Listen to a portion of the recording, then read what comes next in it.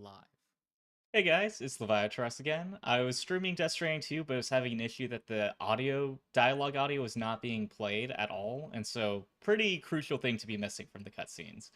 But I fixed it. Turns out the audio HDMI audio device was set to 5.1, which is like higher quality, but apparently is not supported on the HD 60X capture card.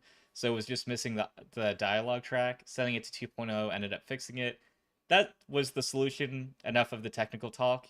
You can hear the audio now. So let's go ahead and continue playing through Death Stranding 2 and get back to the cutscene that we were on before having the issue.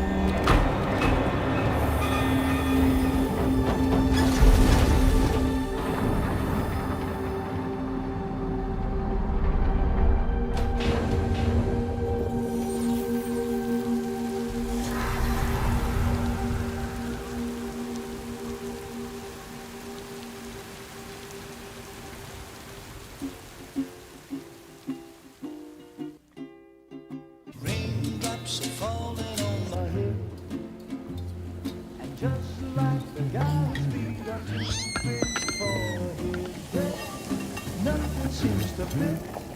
Those raindrops are falling on my head. Hey, not bad, little porter. Not bad at all. And I said I didn't like the way he got things done. Okay, Lou. Time for some nom-noms. Those raindrops are falling on my head. They keep falling. But there's one Come on, thing open up. I know. The blues they sing There you go. to meet me. It won't be long till happiness steps up to greet me.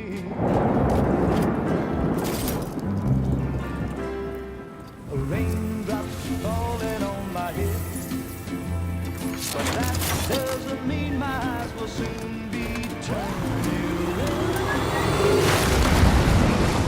'Cause I'm never gonna stop the rain by complaining, because I'm free. Nothing's worrying me.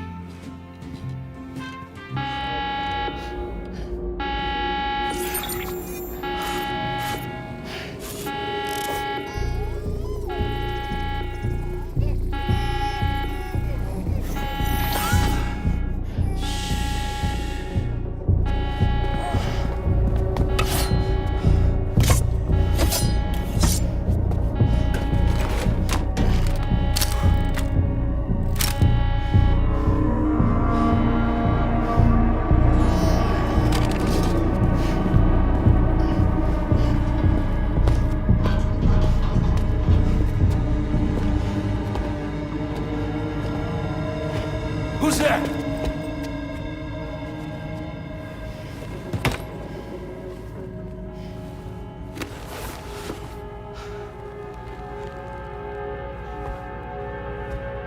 Who are you?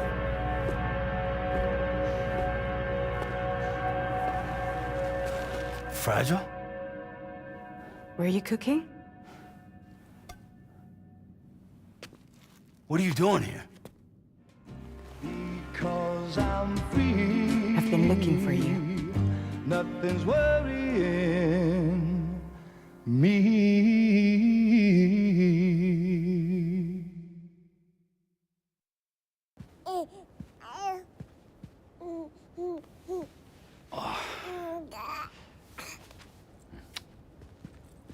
Wow.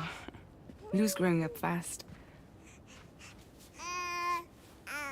You two look good. Like a happy family.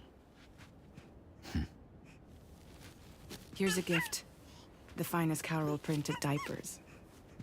Thank God. How'd you track us down?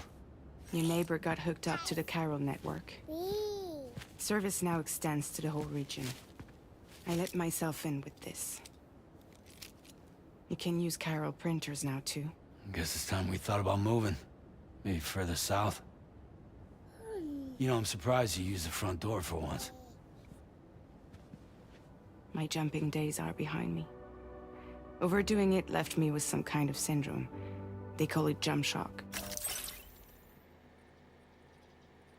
Real fast, let's go ahead and take a look at the corpus. Alright, so we recover what the corpus is. Jump shock, a syndrome caused by performing repeated jumps to the beach. While it is clear that the syndrome is brought about by the accumulated strain that multiple jumps place on the body, the exact causes are unknown, and no treatment has yet been developed. It is still possible to perform jumps while suffering from the syndrome, but doing so puts one's life at risk. Okay. I think as they pop up, I'll go ahead and read any corpus entries that suggest reading. And yeah, I'll read them out loud, but moving forward, I think that's the plan.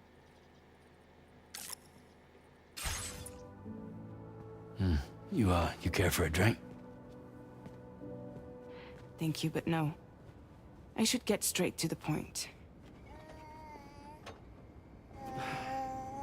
Business, huh? I mean, for a moment there, I thought maybe you wanted to catch up. I have a job for you. Take it, and that whole mess over how you left Bridges will be wiped from the record. You won't have to live in hiding anymore. What about Lil? That's a little more complicated. We're talking about a Bridges asset. You'll have to work it out. Sam, you brought America together. Helped it be reborn as the UCA.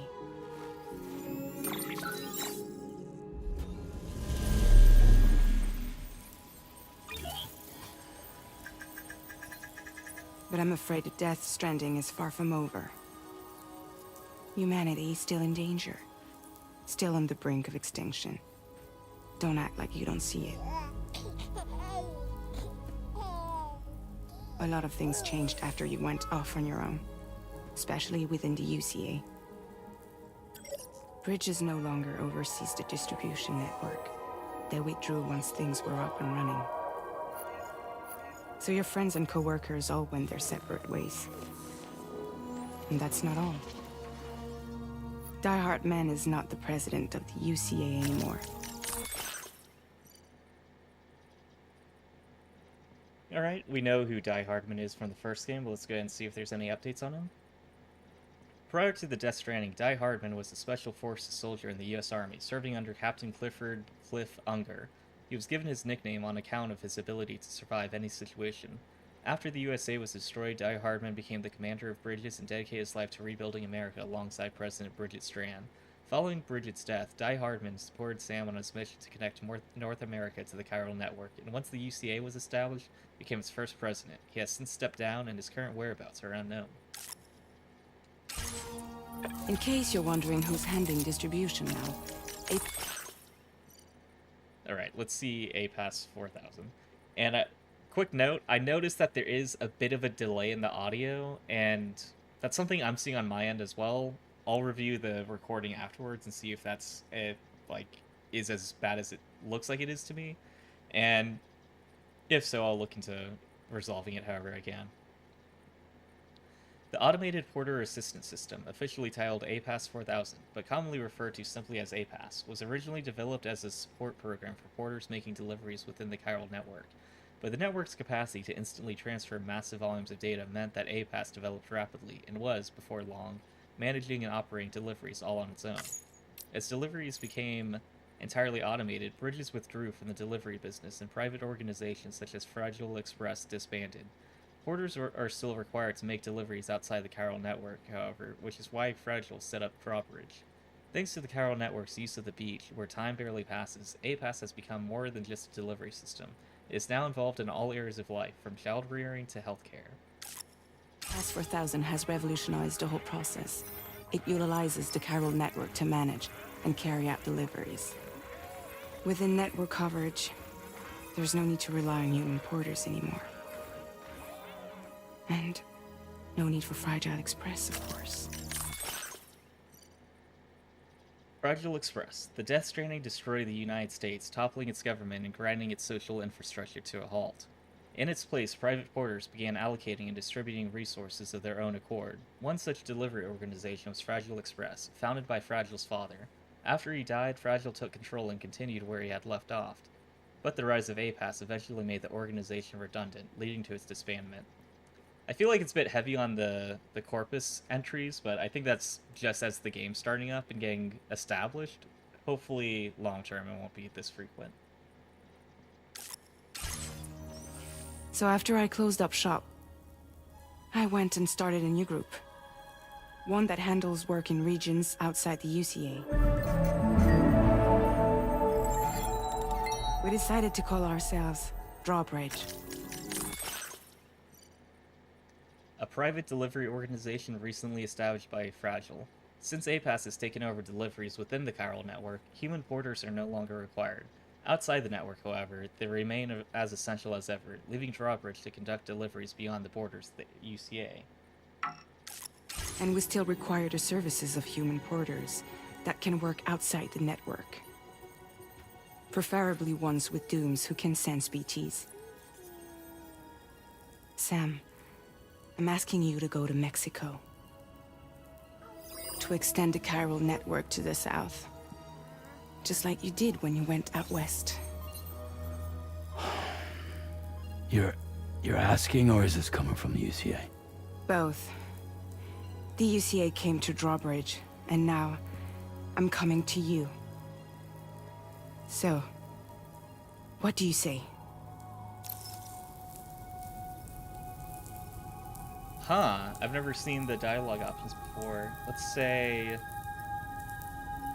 I feel like there's quite a few options. I definitely want to learn more. I don't want to just say I'll do it. Let's say why me? You know, just repeat the question on our hat. Seriously, why me? There are several reasons I thought of you for this job. Deadman, for one. He's currently working at a lab in... Alright, let's learn about Deadman. As a member of Bridges, Deadman studied BBs and supported Sam on his mission to establish the UCA. Deadman initially told Sam that BBs are little more than pieces of fieldware and ordered him to dispose of BB-28. However, after helping the BB recover from autotoxemia, he began to empathize with it, and eventually started referring to BB-28 as Lou, just like Sam. Prior to joining Bridges, Deadman was a coroner and would often have to dismember corpses. He was born from an artificial womb and was given organs harvested from dead people to make up for the ones he was lacking. As such, he is a mixture of the living and the dead, and does not have a beach of his own. This is a source of great distress for him, as Deadman himself has confided to Sam. in Mexico. Also played by I don't know the Guillermo details, del but the Toro. research they're conducting there is important. Very important. And there are certain things he'd like to tell you in person.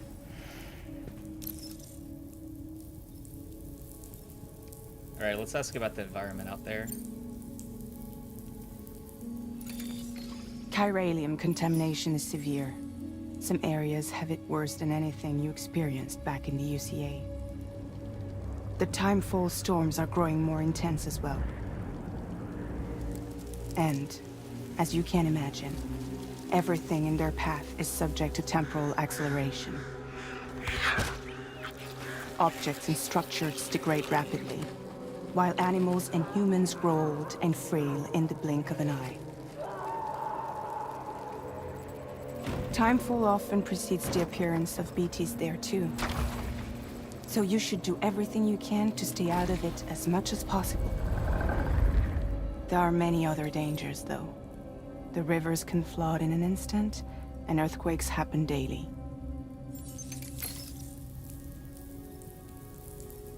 Alright, let's ask about BTs. Mexico has no shortage of beached things. Spirits of the dead washed up from the other side were stranded there just like everywhere else. Any human corpse that hasn't been properly disposed of will become a BT. And any living human that comes into contact with a BT will get dragged into the depths of the tar. Giant BTs can and will emerge from the tar as well. And if they succeed in consuming a living human being, they'll trigger a void out, destroying everything nearby in a massive explosion. Several Mexican cities were wiped off the map in this way. The survivors have since become divided and isolated. As most people cannot see BTs, they live in fear of them, and that fear has made them too terrified to venture outside. Any other reasons? Well, that was one reason. You got more? I do, and this one's serious. There is some BT territory near that lab I mentioned. They monitor the chiralium levels, and recently, they've observed unusual activity. The cause is still unclear, but they seem to think there's a good chance a massive BT is headed their way. And if they're right, then I want you there, ready to kill it before it kills them. Don't forget, Sam. You were the first person in the world to ever take out a BT.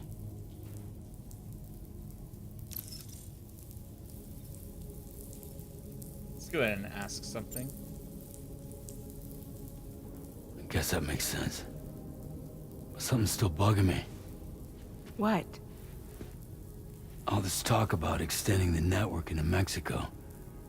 Isn't the UCA basically expanding their territory? Taking control? Claiming it for their own? Sam, it's not like that. They're not trying to take over the world.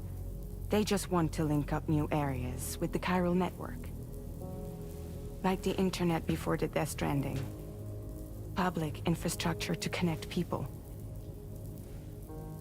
Which is why, instead of turning to an established government agency like Bridges, the UCA contracted a private organization like ours. Porters deliver cargo to cities and other human settlements that have been left isolated by the Death Stranding. Porters have a hard life. With chiral clouds making the use of drones and aircraft impossible, all deliveries must be made over land, where timefall and BTs pose a constant threat. It is little wonder that they are considered to be heroes for the work they do. Some porters work for Bridges or other private organizations, while others are effectively freelance operatives. The effects of chiral contamination have led to some porters becoming addicted to delivering cargo. This is known as drone syndrome and has been observed in the mules who operate in the UCA. Who then decided to employ the services of a freelancer like yourself. So please, Sam, won't you help us out?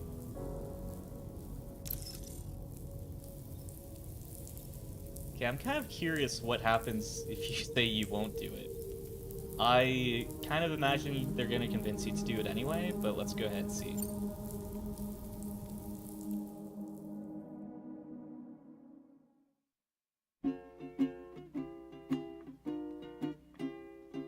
Raindrops are falling on my head, and just like the guy's feet are too big for his Is it just repeating the cutscene, nothing or seems to fit. No, raindrops are falling on my head, and it's falling.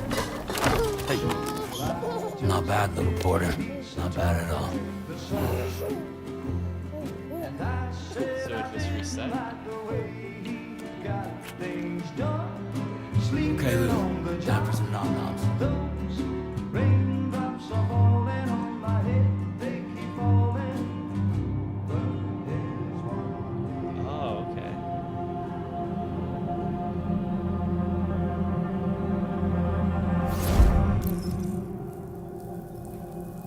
Huh. Okay, what happens if I say I won't do it again?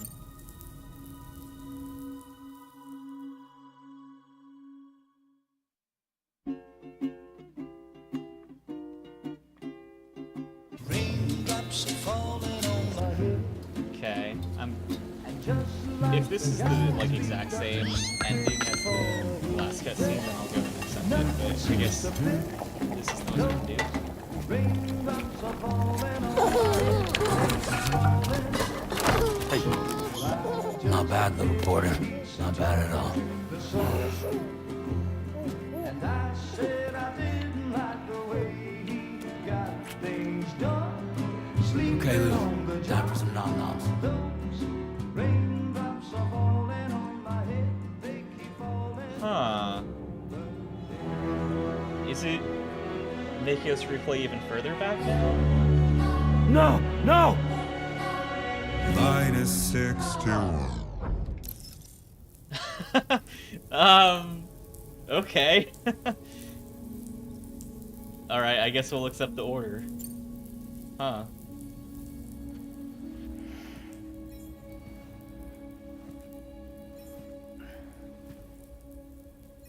Yeah, all right. So you'll do it?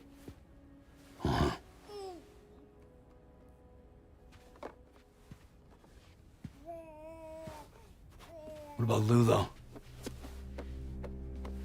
It's not like I can take my kid with me. I'm kind of surprised he took the kid up to the mountaintops. If I do this, can you hold the fort for me while I'm gone? Play babysitter? We're inside the network. There's a child care app I can use.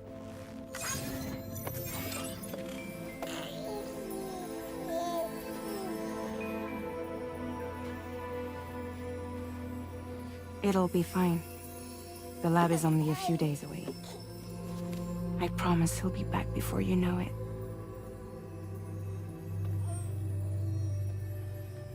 Link up the region as you head south, and come home safe.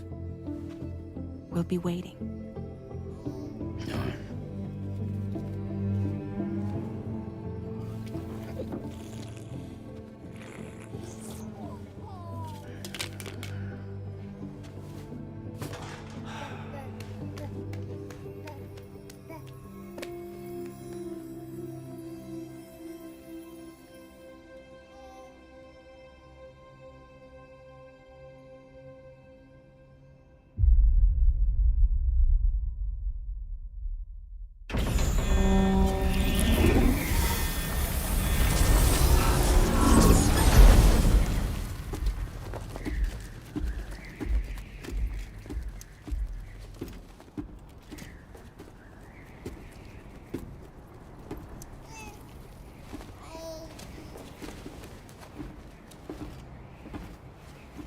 Go on.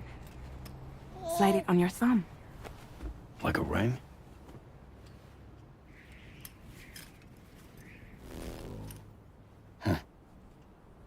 Try sticking your thumb out, like you're giving me a like.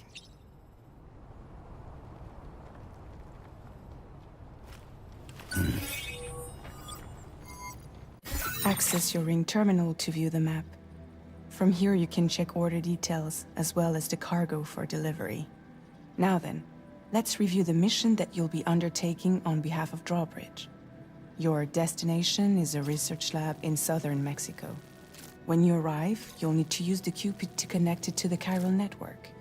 Chiral communication utilizes the beach, where time barely passes. Using the Cupid in conjunction with the delivery terminal will allow us to initiate a zero-time massive data transmission. But because of the distance, it's not feasible to head straight to the lab to establish a connection. You'll need to use the way stations to extend network coverage until you're close enough to get the lab online. Your first stop is C1, Ciudad Nuda del Norte. Bring them a delivery and welcome them into the network. Improper corpse disposal remains a serious problem in Mexico.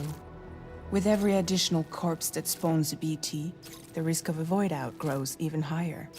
C1 in particular is struggling to handle this issue. But once they're online, we can give them the technology they need to address the situation.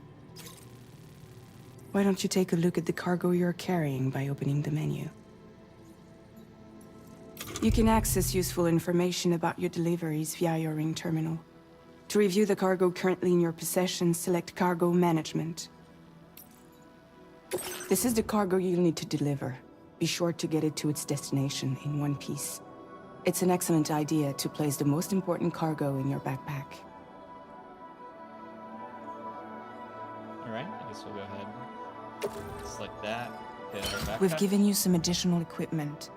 It can be carried in pouches or in special hooks, just like cargo. All these weapons can be used to incapacitate humans without killing them. So there is no need to worry about causing a void out. Be sure to weigh your various options as you load up. Alright, we got the assault rifle, a handgun, and then blood bag and a ladder. Let's go ahead. It's 3.2 pounds, but let's go ahead and take the assault rifle. And I think we can hang down a tool rack. Blood bag, let's go ahead and take that. Utility pouch, I think will be fine. Ladder. I mean, it seems like we got room. Let's go ahead and put that in the backpack. Yeah, we have. Return to the menu when everything looks good to go. Alright, yeah, I got everything, so that looks good. Finally, before heading out, make sure to plot your delivery route. Return to the map. See your destination? There's a river you'll need to cross to get there. There are bandits in the area too. Armed groups that have attacked borders in the past. Think about what route you might take from your current location. Hold square to start drawing a route. Try drawing a route all the way to your destination. Let's go ahead. Do I need to hold it? I see. Go ahead, undo that. So let's start with where we're at.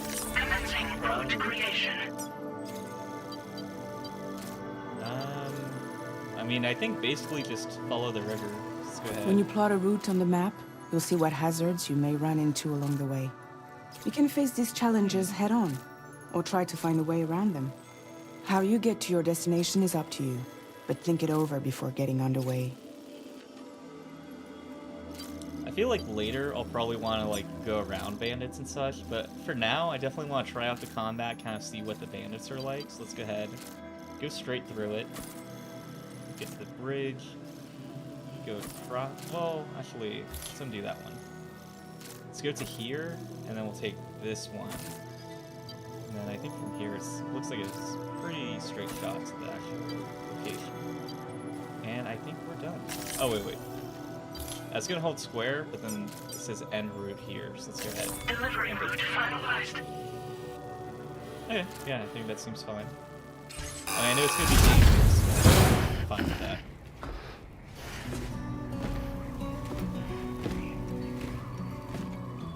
Latest model, Cupid. Just... A wearable device loaded with the protocols required to connect facilities to the chiral network. Chiralium is used in the Cupid's internal circuitry, meaning that only doomed sufferers are able to carry it. Same established the UCA by using the Cupid to connect facilities all over North America to the chiral network, often delivering cargo along the way. This current Cupid is a new model, developed especially for connecting areas beyond the UCA to the chiral network. Succeeded. We decided to put a hold on network expansion until it was ready to go. Like last time, you'll be using it to welcome people into a whole new world.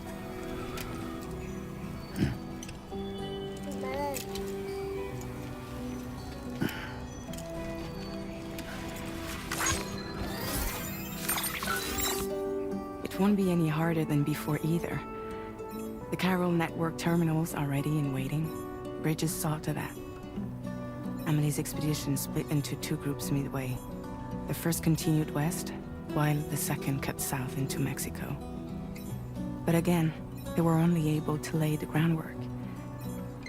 Until you bring those terminals online with the Cupid, the network can't grow.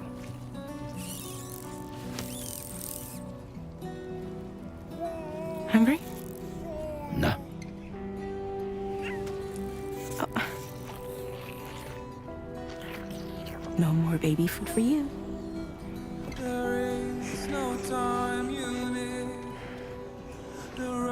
Let you get fragile any trouble, I'm gone.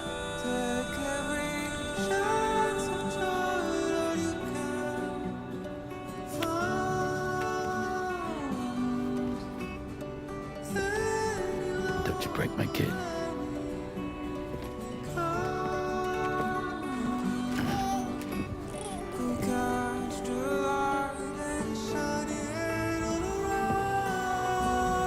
Now who wants to eat?